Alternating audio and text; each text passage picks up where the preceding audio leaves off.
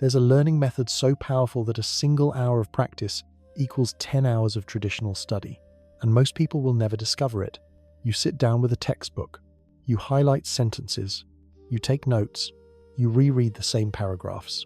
3 hours pass. And when someone asks you what you learned, your mind goes blank.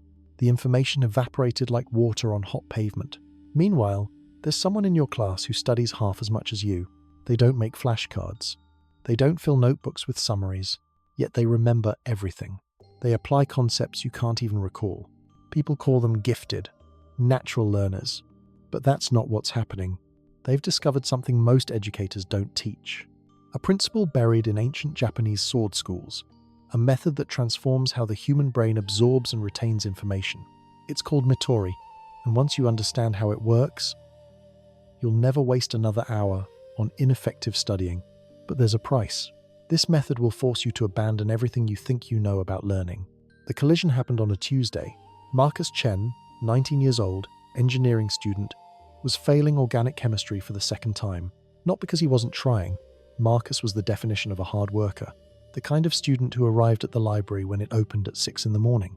The kind who stayed until security kicked him out at midnight. He studied more than anyone else in his class. 6 hours a day, every day, including weekends, including holidays. His textbooks were archaeological sites, layers upon layers of highlighter. Yellow for important concepts, pink for formulas, blue for examples, green for things that might be on the exam. His notebooks were works of obsessive art, color-coded, indexed, cross-referenced. He'd rewrite his lecture notes 3 times. Once during class, once that same evening to clarify, once again before exams to memorize. His hand would cramp from writing so much. He'd go through pens like other students went through coffee. He watched lecture videos at double speed to cover more material. He made flashcards, hundreds of them. He'd quiz himself while walking to class, while eating meals, while lying in bed before sleep. He joined study groups. He attended every office hour. He hired a tutor. He bought supplementary textbooks. He downloaded apps that claimed to optimize memory retention. He tried spaced repetition. He tried the Feynman technique. He tried everything. And still, when exam day came, when he sat down and looked at the questions, his mind was empty. He'd stare at the questions and feel nothing but static.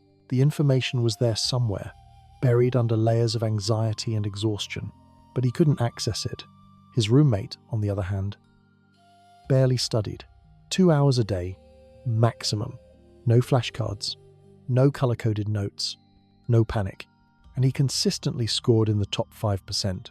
One night, Marcus finally broke. How do you do it? What's your secret? His roommate looked up from his textbook. I don't study the way you do.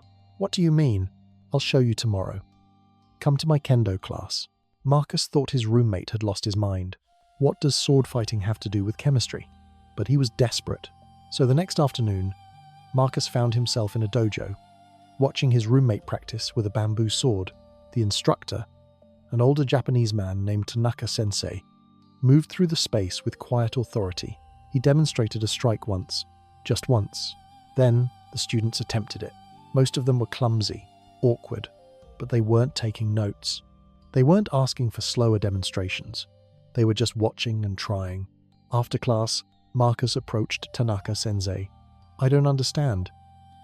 How do they learn without instructions? The instructor smiled. Mitori, learning through observation and imitation. No words, no explanations. But that's too simple. Simple, yes. Easy, no. Your generation has forgotten how to truly observe. You watch without seeing, you hear without listening. Marcus still didn't get it, until Tanaka-sensei said something that changed everything. Tell me, when you study chemistry, what are you actually doing?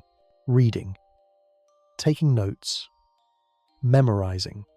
Summer to reading. Summer exactly. You're processing symbols on a page, abstract representations. But the human brain didn't evolve to learn that way. It evolved to learn by watching others do things and replicating the pattern. That night, Marcus couldn't sleep. His mind kept returning to the dojo, to the students who learned without instruction, to the idea that maybe, just maybe, he'd been studying wrong his entire life. The next morning, Marcus tried something radical. Instead of opening his textbook, he found a video of a chemist actually performing the reactions he needed to understand. Not a lecture, not a PowerPoint presentation, an actual lab demonstration. He watched the chemist's hands, the way she held the beaker, the angle at which she poured, the timing of each step. Then he imagined himself performing the same actions. He didn't take a single note. He just watched and visualized. 20 minutes later, he could recall every step of the process. Not because he'd memorized words, because he'd observed a pattern. His brain had encoded the information the way it was designed to, through visual spatial processing and motor simulation. This was Mitori in action, and it was about to transform everything. But before I explain the complete system, you need to understand why traditional studying fails so catastrophically. Your brain has two primary learning systems. System 1 is ancient, fast, and unconscious.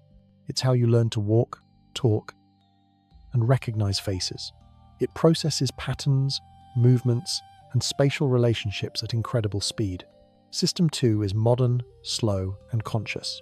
It's how you learn through reading, analyzing, and deliberate memorization. It processes symbols, language, and abstract concepts. Here's the problem. Most education systems force you to rely almost entirely on System 2. You sit in a chair. You read words. You try to memorize facts. You're using the slowest, most effortful part of your brain, and you're ignoring the part that can learn patterns in seconds. A neuroscientist at MIT studied how the brain processes different types of information. When you read a description of how to perform a task, your brain activates language, centers, and working memory. This is slow and capacity limited. When you watch someone perform the same task, your brain activates mirror neurons, motor cortex, and visual processing systems. This is fast and has massive capacity. The difference in retention rates was staggering. Reading and memorizing. 20% retention after 24 hours. Observing and imitating. 80% retention after 24 hours. Mitori leverages this neurological reality. It bypasses the bottleneck of conscious, verbal learning. It taps directly into your brain's natural pattern recognition systems. Marcus spent the next week experimenting.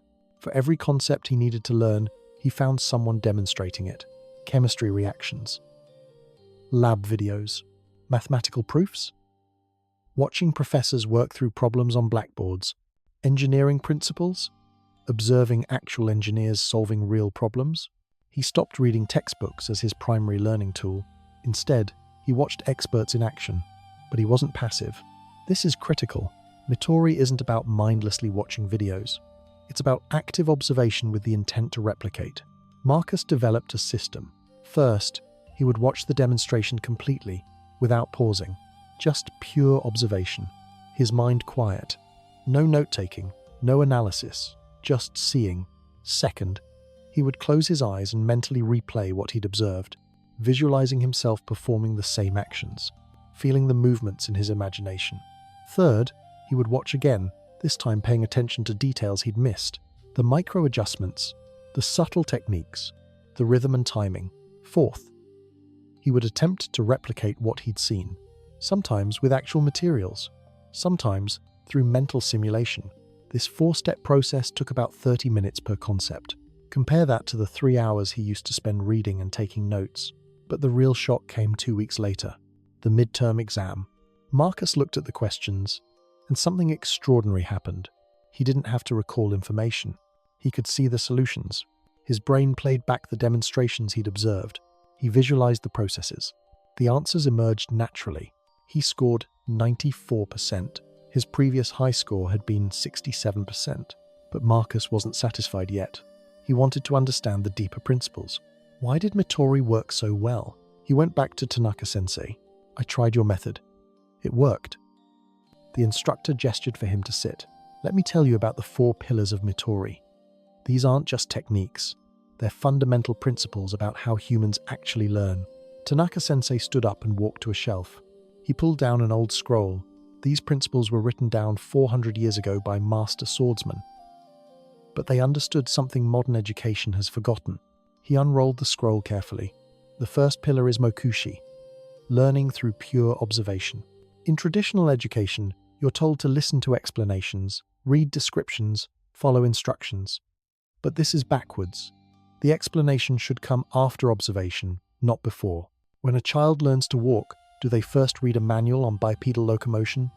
No. Your brain is designed to extract patterns from observation automatically.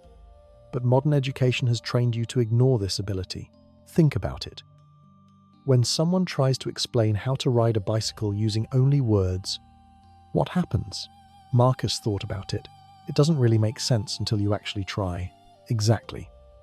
Because the brain doesn't encode lean slightly into the turn while maintaining forward momentum, as well as it encodes the visual pattern of someone actually turning a bicycle. Your visual system and motor system communicate in a language that doesn't use words. When you try to learn through verbal explanation, you're forcing a translation that loses most of the information. But when you observe directly, the information flows through the optimal channel. Marcus was beginning to understand.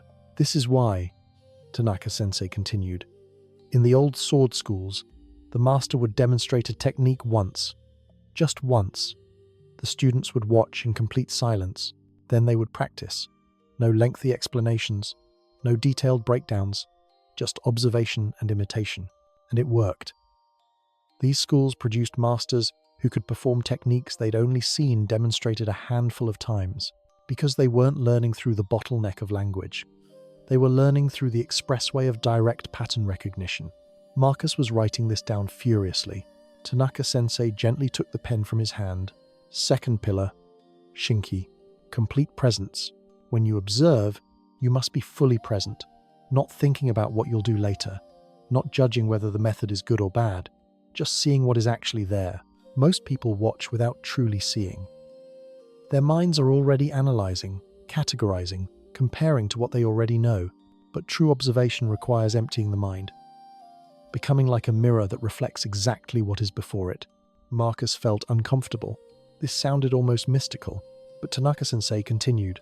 Third pillar, Karada the Oboiru, body memory. Your body remembers things your conscious mind cannot. This isn't poetry. It's neuroscience. When you physically perform an action, or even imagine performing it, you create motor memories. These memories are encoded in your cerebellum and motor cortex. They're far more durable than verbal memories. This is why you never forget how to ride a bicycle, but you forget the names of people you met last week, even if you're learning something abstract like mathematics. If you can find a way to embody the concept through gesture, movement, or spatial manipulation, you'll remember it better. Fourth pillar. But not mindless repetition. Each repetition must have full attention. Each time you observe or practice, you notice something new. This is different from drilling. Drilling is mechanical. Kurikaeshi is conscious. You watch the same demonstration 5 times, and each time you see deeper layers. The first time, you see the obvious movements. The second time, you notice timing. The third time, you see subtle adjustments. The fourth time, you understand the rhythm. The fifth time, you perceive the intention behind each action. Marcus sat in silence. These weren't just learning tips. This was a complete philosophy. Over the next month, Marcus applied all 4 pillars systematically. For organic chemistry, he found videos of actual lab work, not lectures about chemistry. Chemists actually doing chemistry. He watched reactions happen in real time. He observed how compounds changed color, texture, consistency. He paid attention to the timing of each step. Then he would close his eyes and mentally perform the same procedures. He'd imagine holding the beaker, pouring the solution, watching the reaction unfold. His brain was creating motor memories of processes he'd never physically performed. But those imagined experiences were almost as powerful as real ones. A Stanford study on mental practice found that imagining yourself performing a skill activates nearly the same neural pathways as actually performing it. Basketball players who spent 20 minutes a day visualizing free throws improved almost as much as players who spent 20 minutes actually shooting. Marcus was doing the same thing with chemistry. He was mentally performing experiments, and his brain was learning as if he'd actually done them. For mathematics, he found videos of mathematicians working through proofs, not explaining the proofs, actually working through them, writing on blackboards, making mistakes, correcting themselves. He watched their thinking process unfold in real time. Then he would turn off the video and attempt to recreate the proof from memory, not by memorizing the steps, by recreating the thinking pattern he'd observed. This distinction is crucial. Traditional studying teaches you to memorize the answer. Mitori teaches you to replicate the process that generates the answer. One is static and fragile, the other is dynamic and robust. But Marcus encountered a problem. For some subjects, he couldn't find good demonstrations. Philosophy, for instance. How do you observe philosophy? He went back to Tanaka-sensei with this question. The instructor smiled. You're thinking too literally. Mitori isn't just about watching physical actions. It's about observing patterns of thought. For philosophy, find recordings of philosophers actually thinking. Not lectures where they present conclusions. Debates where they work through problems in real time. Watch how they construct arguments, how they respond to challenges, how they refine their positions. Your brain can extract the pattern of philosophical thinking just as it can extract the pattern of a sword strike. This opened everything up. For essay writing, Marcus watched authors discuss their revision process. For problem solving, he watched engineers troubleshoot real issues. For programming, he watched coders build actual projects, making mistakes and debugging in real time. He wasn't learning what to think. He was learning how to think in each domain, and his performance across all subjects began to soar. 6 months after that first visit to the dojo, Marcus's transformation was complete. He was now in the top 10% of his class. But more importantly, he'd changed how he approached learning itself. He no longer feared new subjects. Because he understood the pattern, find someone who's already mastered the skill, observe them performing it, mentally replicate the process. Practice with full attention. Repeat until the pattern is internalized.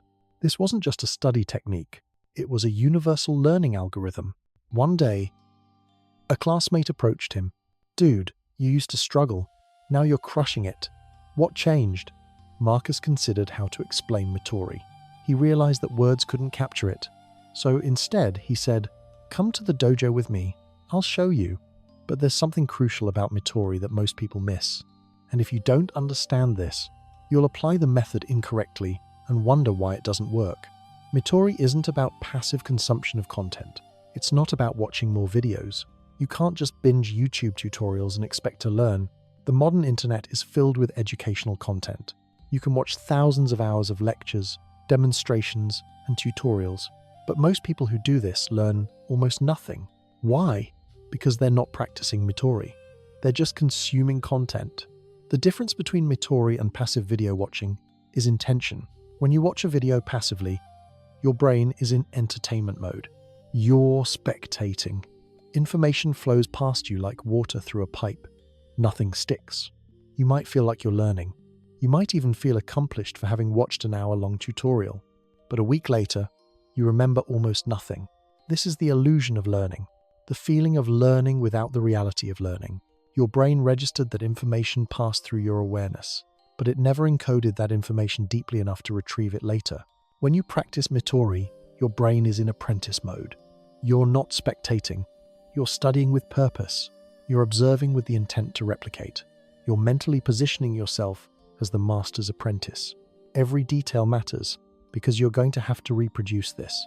This shift in intention activates completely different neural systems. A researcher at UCLA studied this phenomenon. When subjects watched cooking demonstrations with passive attention, brain scans showed activity mainly in visual cortex and language processing areas. When subjects watched the same demonstrations with the intention to later replicate the recipe, additional areas lit up: motor planning regions, working memory systems, and prefrontal cortex areas associated with focused attention. The same information, completely different brain states.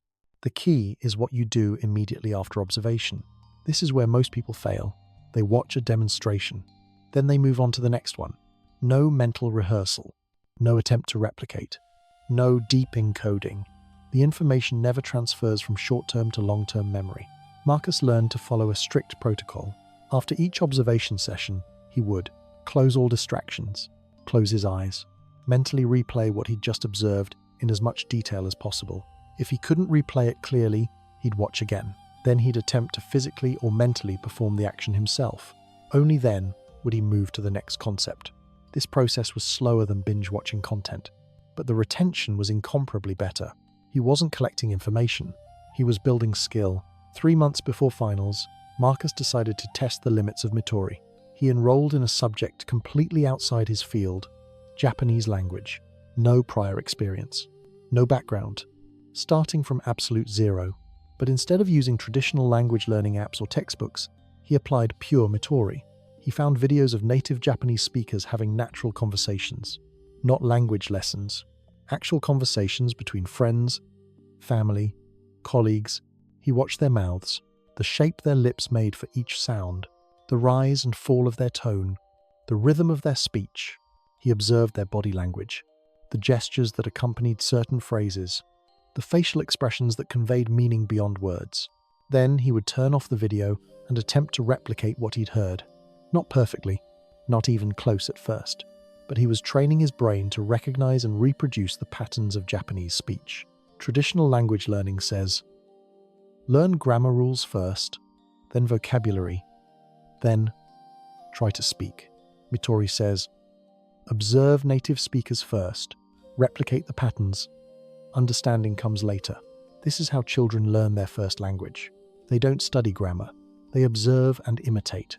By the time finals arrived, Marcus had achieved basic conversational proficiency, 4 months from absolute beginner to functional speaker. His linguistics professor was stunned. Most students take 2 years to reach this level. How did you do it? Marcus smiled. I watched people talk, then I copied them. The professor didn't understand, but Marcus had proven to himself that Mitori wasn't just for chemistry or math. It was a universal principle. But Marcus soon discovered that Mitori had an even deeper level, something Tanaka-sensei called Mitori of mind. One evening after practice, the instructor invited Marcus to tea. You've learned to use Mitori for physical skills and concrete knowledge. But the highest level is observing how masters think. What do you mean? When you watch someone solve a problem, you can observe 2 things. You can learn to observe the invisible. Marcus was intrigued. How? Watch carefully when masters encounter obstacles. Most students only watch the smooth demonstrations. But the real learning happens when you observe how masters handle difficulty. Do they pause? These are patterns of thought made visible through behavior. If you learn to observe these meta-patterns, you don't just learn the skill. You learn the thinking process that generates solutions in that domain. This was profound. Marcus began re-watching demonstrations with new eyes. Instead of focusing on what the expert did, he focused on how they approached problems. When a chemist encountered an unexpected result, where did she look first? What did she check? How did she systematically isolate variables? When a mathematician got stuck on a proof, how did he back up and try a different angle? What questions did he ask himself? When a programmer debugged code, what was his search pattern? How did he narrow down the source of the error? These were patterns of expert cognition, and they were transferable across domains. The chemist's systematic troubleshooting approach worked in any technical field. The mathematician's ability to reframe problems worked in any analytical domain. The programmer's debugging methodology was actually a general problem-solving algorithm. Marcus was no longer just learning chemistry, math, and coding. He was learning to think like a scientist, reason like a mathematician, and problem-solve like an engineer. This was Mitori at its deepest level. By the end of his sophomore year, Marcus had become what his peers called a learning machine. But he didn't feel like a machine. He felt more human than ever, because he'd reconnected with the natural learning systems his brain was born with. He'd stopped forcing information through the narrow bottleneck of verbal symbolic processing. He'd started using the massive parallel processing power of his visual, spatial, and motor systems. Learning was no longer a struggle. It was flow. One afternoon, a frustrated student approached him. Everyone says you have some secret method. Can you teach me? Marcus considered the question. Could you teach Mitori, or did you have to experience it? I can't teach it, Marcus said, but I can show you. He pulled up a video of a guitarist playing a complex piece. Watch this. Don't think about notes or techniques. Just watch his hands. Watch the pattern of movement. The student watched. Now close your eyes and replay what you just saw. The student struggled at first. I can't remember all the details. Exactly. That's because you were thinking while you watched. They repeated the exercise. This time, the student's face changed. I can see it now. In my mind. Good. Now imagine you're the one playing. Feel the movements in your body. The student closed their eyes. Their fingers began moving slightly, mimicking the pattern they'd observed. That's Mitori, Marcus said. You just learned more about guitar in 5 minutes than you would have from an hour of reading tablature. The student opened their eyes, amazed. Why doesn't anyone teach this in school? Marcus had wondered the same thing. The answer, he eventually realized, was that modern education was built on a model of learning that was fundamentally wrong. The model assumed that learning meant transferring information from teacher to student through verbal explanation and text. But that's not how the human brain actually learns most effectively.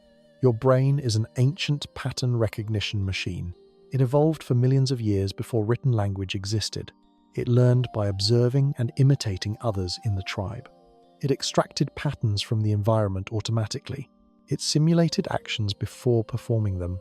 Written language and verbal explanation are recent evolutionary additions. They're useful for certain types of abstract knowledge, but they're not the primary learning channel. When you try to learn everything through reading and listening to lectures, you're using a narrow bandwidth connection. When you learn through observation and imitation, you're using a high bandwidth connection. The information flows faster. It encodes deeper. It integrates better with existing knowledge. This is why children learn languages so easily. They use pure Mitori. This is why apprenticeships were the dominant form of education for thousands of years. They were based on Mitori. This is why watching a skilled craftsman work is more instructive than reading a manual. Direct observation taps into your brain's natural learning systems. Modern education abandoned these principles in favor of efficiency and scalability. You can teach 500 students in a lecture hall.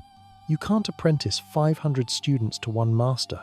But efficiency for the institution became inefficiency for the learner. Marcus had stumbled onto something ancient, and it worked better than anything modern education had to offer. In his final semester, Marcus did something unusual. He stopped attending most of his lectures. Not because he was arrogant, not because he thought he knew everything, because he'd discovered they were the least efficient use of his time. This realization came gradually. He'd sit in a 90-minute lecture and afterwards try to recall what he'd learned. The professor talked the entire time, showed slides filled with information, explained concepts in detail, but when Marcus tried to apply those concepts later, he couldn't. The information had been presented to his ears and eyes, but it had never been encoded in a way his brain could retrieve. Compare that to watching a 20-minute demonstration of someone actually performing the technique, then spending 20 minutes mentally rehearsing it, then spending 20 minutes practicing it himself. Same amount of time, but the retention was completely different. After the 3-phase Mitori process, Marcus could perform the technique. After the 90-minute lecture, he could barely remember what was discussed. So he made a radical decision. For each subject, he found the best demonstrations he could. Real experts doing real work. Not lecture halls, not PowerPoints, not professors talking about concepts. Actual practitioners demonstrating skills. He spent the time he would have been in lectures watching these demonstrations, observing deeply, mentally rehearsing, then applying what he'd learned to practice problems. His professors didn't understand. One called him into her office. "Marcus, I've noticed you haven't been attending lectures." "Everything's fine, Professor. I'm just learning more effectively through a different method. But the lectures cover essential material. I understand. And I'm covering that same material. Just not through lectures." She looked concerned. Learning requires guidance, structure. Marcus wanted to say, "I'm not teaching myself. I'm learning from masters through observation." But he could tell she wouldn't understand. So he simply said, "I appreciate your concern. If my performance drops, I'll reconsider my approach." "See that you do." But his performance didn't drop. It soared. He wasn't distracted by poor teaching. He wasn't forced to learn at the pace of the slowest student in the room. He wasn't subjected to professors who were brilliant researchers but terrible teachers. He had direct access to the best demonstrations available, and he could replay them as many times as needed until the pattern was internalized. This is the dirty secret of modern education that nobody wants to admit. Most lectures are spectacularly inefficient. A professor speaks for an hour. Students try to take notes while listening, but note-taking while listening divides attention. You're either listening or writing, never truly doing both. So students miss things the professor says while they're writing, or they write things down without truly processing them. And even if they capture everything perfectly, they're still learning through verbal symbolic processing, the slowest, most effortful way to learn.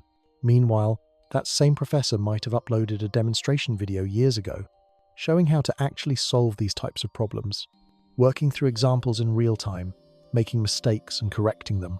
That one 30-minute video, watched with proper Mitori technique, is worth more than a dozen lectures.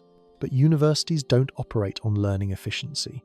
They operate on tradition and institutional inertia. This is how we've always done it. Lectures in classrooms, reading from textbooks, taking exams. The system wasn't designed to optimize learning. It was designed to process large numbers of students through a standardized curriculum, and in the process, it ignores everything neuroscience has discovered about how humans actually learn best. He graduated top of his class, not because he studied more, because he studied better.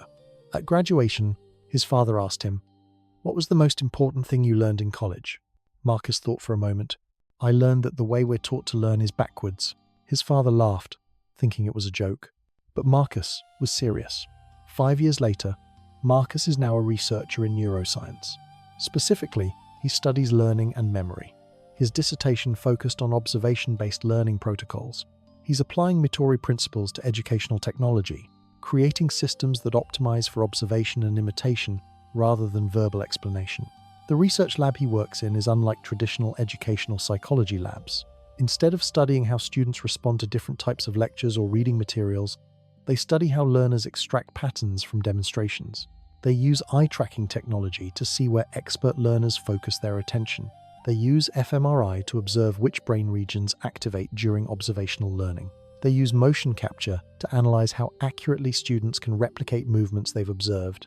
The preliminary results are staggering. In one study, they compared 2 groups learning physics. The control group used traditional methods: textbook reading, lecture attendance, problem sets. The experimental group used observation-based protocols, watching physicists solve problems in real time, mentally rehearsing the solution process, then attempting similar problems. After 4 weeks, both groups took the same comprehensive exam. The experimental group scored, on average, 73% higher. But even more interesting was what happened 3 months later. They tested both groups again without warning. The control group's scores had dropped by 61%. The experimental group scores had only dropped by 18%. The observation-based learning had created more durable memories. In another study, they taught programming to complete beginners. Group A learned through traditional tutorials, step-by-step written instructions, explaining what each line of code does. Group B learned through watching expert programmers solve real problems, observing their thought process, their debugging techniques, their problem-solving approaches. After 8 weeks, both groups were given a novel programming challenge. Group A could write basic programs, but when they encountered errors, they struggled. They didn't have a systematic debugging process. They'd try random things until something worked. Group B approached debugging like the experts they'd observed.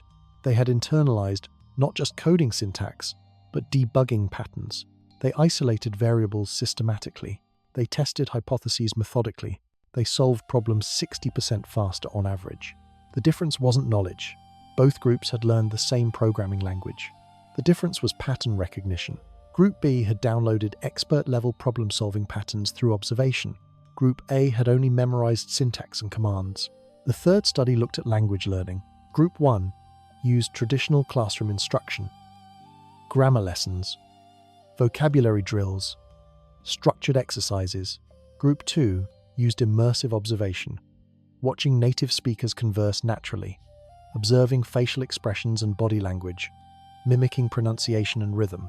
6 months in, both groups could pass written tests at similar levels.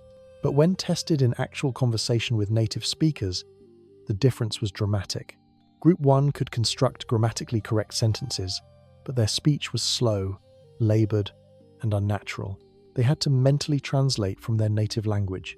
Group 2 spoke with more natural rhythm and intonation. They weren't translating. They were reproducing patterns they'd internalized. Native speaker evaluators were asked to rate the conversational ability of students from both groups without knowing which group they came from. Group 2 received ratings 2.3 times higher on average. Marcus published these findings in several journals. Some praised the research, others dismissed it as nothing new. Of course, observation is useful, one critic wrote, but it can't replace systematic instruction.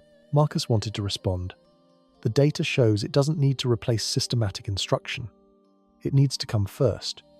Observation to download patterns, then instruction to refine understanding. But he knew some people were too invested in traditional education to accept that there might be a better way. The resistance wasn't about evidence.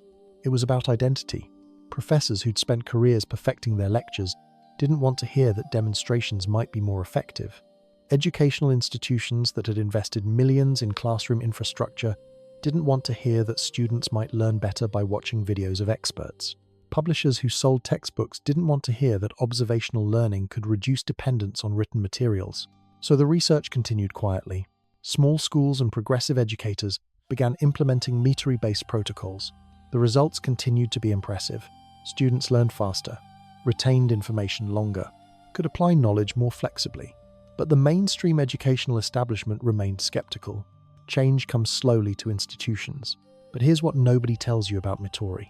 It requires something most people aren't willing to give: patience. When you watch someone demonstrate a skill, your ego wants to jump ahead. You want to say, "I get it," after 30 seconds and move on. But true observation requires watching completely, without judgment, without the urge to fast forward. This is uncomfortable for modern minds trained on short-form content and constant stimulation. Mitori also requires humility. You have to admit that you don't know, that you're a beginner, that you need to learn from others. Many people would rather struggle alone than observe and imitate. They call it finding their own way. But it's just ego protecting itself from the discomfort of being a student. And Mitori requires presence. You can't observe effectively while multitasking, while checking your phone, while thinking about what you'll do next. You have to be completely here, completely absorbed. This level of attention is rare. That's why Mitori is powerful. That's also why most people will never use it. They'll continue studying the way they always have, highlighting textbooks, taking notes in lectures, cramming before exams, forgetting everything a week later, and wondering why learning is so hard. But you don't have to be most people. If you want to apply Mitori starting today, here's the system. First, identify one skill or subject you want to learn. Just one. Second, find demonstrations of experts performing that skill. Not talking about it, actually doing it. Real-time demonstrations. Third, watch completely. 20 to 30 minutes of pure observation. No note-taking, no pausing to analyze, just watching. Fourth, close your eyes and mentally replay what you observed. See if you can recreate the demonstration in your imagination. If you can't, watch again. Fifth, attempt to physically replicate what you observed, even if you fail, even if it's messy. The attempt is what encodes the pattern. Sixth, repeat this process with the same demonstration 3 to 5 times over several days. Each viewing, you'll notice deeper details. Seventh, only after you've deeply observed one demonstration, move to the next concept. This is the opposite of binge learning. It's slow, it's deliberate, it's deep, and it works.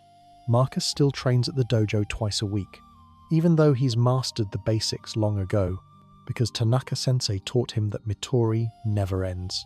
There's always a deeper level of observation, always more subtle patterns to perceive, always new dimensions to discover in what appears familiar. One evening, after everyone else had left, Marcus asked his teacher, "Sensei, after all these years, what are you still learning when you practice?" The old man smiled.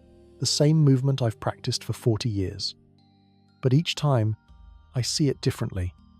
At first, I saw the obvious form, then the timing, then the breathing, then the intention, then the formlessness within the form. There is no bottom to observation. You can always see deeper." Marcus understood. Mitori wasn't just a learning technique. It was a practice, a way of being present with reality, a method of perceiving what others overlook. In the dojo, this meant mastering sword technique, but the principle extended to everything: how you observe a conversation, how you watch nature, how you study your own mind. Complete attention reveals infinite depth. The greatest irony of Marcus's journey is this: he went to college to fill his mind with knowledge. What he actually learned was how to empty his mind so patterns could enter. He thought education was about accumulation, He discovered it was about perception. The best students aren't those who study the most. They're those who observe the deepest. They're not trying to memorize information. They're trying to download patterns. And patterns can't be forced into the mind through effort. They flow in through attention. This is why Mitori feels effortless once you understand it. You're not pushing information into your brain. You're allowing your brain to do what it naturally does. Recognize patterns. Simulate actions. Learn by watching. 3 years after graduation, Marcus received an email from that student he'd helped, the one he'd introduced to Mitori. The email said, "I just wanted to thank you. That 5-minute lesson changed my entire approach to learning. I'm now in graduate school, and I'm using Mitori for everything. My research, my teaching, my life. I've started showing others.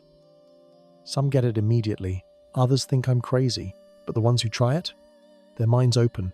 So thank you for showing me." Marcus read the email and felt something he couldn't quite name. Not pride, something quieter, the satisfaction of passing on a practice that had changed his life, of helping someone discover what most people never find.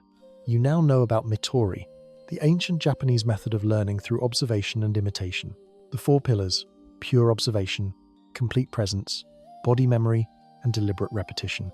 The neuroscience behind why it works better than traditional study methods. The way it bypasses your brain's bottleneck and taps into natural pattern recognition. But knowing about it isn't enough. You have to practice it. Find one skill you want to learn. Find an expert demonstrating that skill. Watch with complete attention. Mentally rehearse. Physically practice. Repeat. Do this.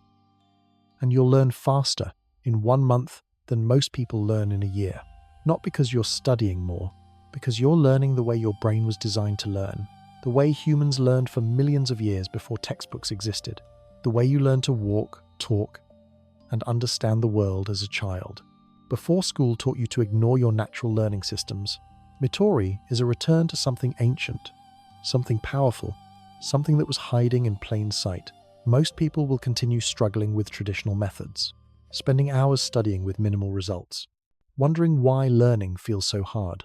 But you don't have to be most people. The path is here. The method is clear. What you do with it is up to you.